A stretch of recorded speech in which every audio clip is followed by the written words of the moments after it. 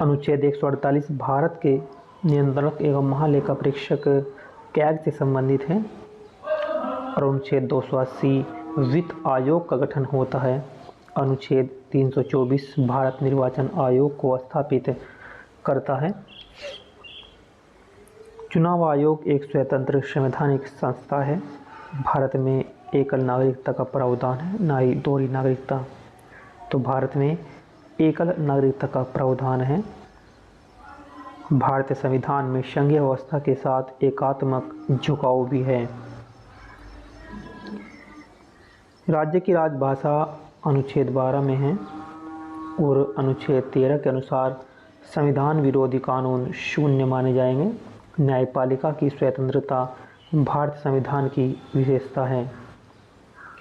संघीय सूची में रक्षा, विदेशी नीति, मुद्रा जैसे विषय हैं। संघीय सूची में ये सूची होती है राज्य सूची, समवर्ती सूची और ये संघीय सूची। संघीय सूची बोले तो केंद्र की सूची।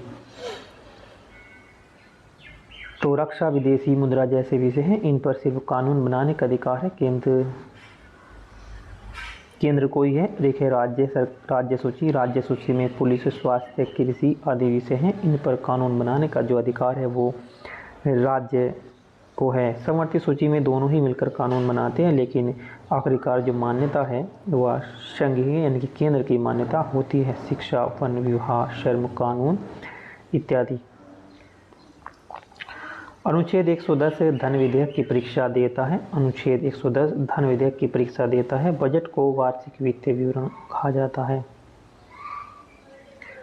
संसद का सत्र राष्ट्रपति द्वारा बुलाया जाता है और संसद का सत्र राष्ट्रपति के द्वारा बुलाया जाता है। क्वेश्चन आवर जो है ये संसद की कार्यवाही की शुरुआत में होता है। इनके प्रश्न पूछने का जो काल है वो संसद की कार्यवाही के शुरुआत में होता है।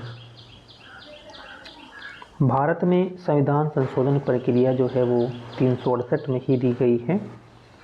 अब तक इनके 2025 तक 106 संविधान संशोधन हो चुके हैं। अब तक 2025 तक 106 संविधान संशोधन हो चुके हैं। पहला संविधान संशोधन जो हुआ था वो 1951 में किया गया था और 42वां संविधान संशोधन 1976 में हुआ।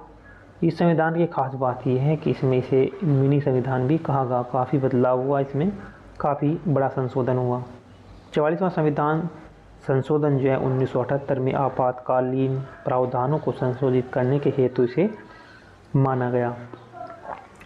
73वां संविधान संशोधन जो है ये पंचायती राज से संबंधित है और जो 74वां संशोधन है वो नगर निकायों से संबंधित है।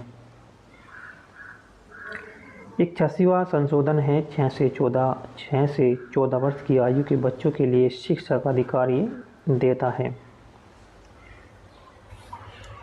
101वां जो संविधान संशोधन हुआ था वो GST से संबंधित है। वस्तु कर, सेवा कर लागू किया गया था और भारत के राष्ट्रपति को शपथ मुख्य न्यायाधीश दिलाते हैं। मुख्य न्यायाधीश की शपथ दिलाते हैं। संसद का संयुक्त अधिवेशन जो है वो लोकसभा अध्यक्ष की अध्यक्षता में होता है। भारत में विधायी प्रक्रिया 2 सदनों से गुजरती है, लोकसभा और राज्यसभा। मनी बिल केवल लोकसभा में प्रस्तुत किया जाता है। राज्यसभा में अस्थायी सदन है, इसे भंग भी नहीं किया जा सकता। राज्यसभा के 1 तिहाई सदस्य हर 2 साल में सेवानिवृत्त होते हैं।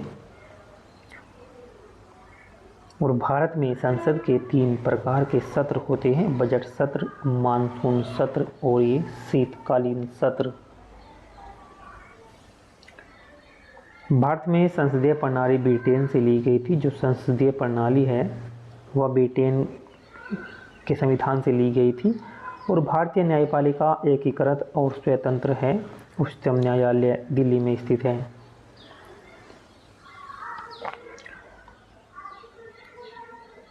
उच्चतम न्यायालय में मुख्य न्यायाधीश सहित अधिकतम 34 न्यायाधीश होते हैं और सर्वोच्च न्यायालय का न्यायाधिकार जो है वो अनुच्छेद 131 और 136 में वर्णित है।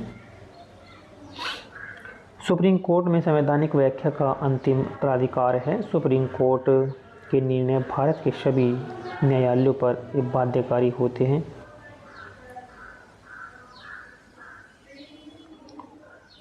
भारत में न्यायपालिका को अनुच्छेद 50 के अंतर्गत कार्यपालिका से अलग किया जाता है और राज्यपाल राज्य का विधायी, कार्यकारी और न्यायिक प्रमुख होता है। राज्यपाल को अध्यादेश जारी करने का अधिकार अनुच्छेद 203 में है। राज्यपाल राष्ट्रपति की सिफारिश पर नियुक्त होता है। राज्य में 2 सदनीय विधान मंडल होने पर ऊपरी सदन को विधान परिषद कहते हैं। ऊपरी सदन को विधान परिषद कहते हैं। भारत में संविधान परिषद कुछ राज्यों में ही होती है और विधान सभा के विधायकों की संख्या अधिकतम 500 हो सकती है। राज्य विधानसभा की अधिकतम 5 वर्ष होती है, जो अधिकतम अवधि है 5 वर्ष की, और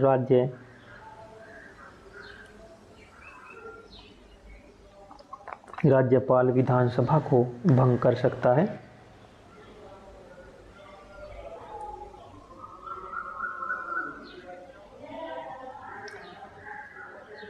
राज्य की विधानसभा मनी बिल को पारित करने का अधिकार रखती है।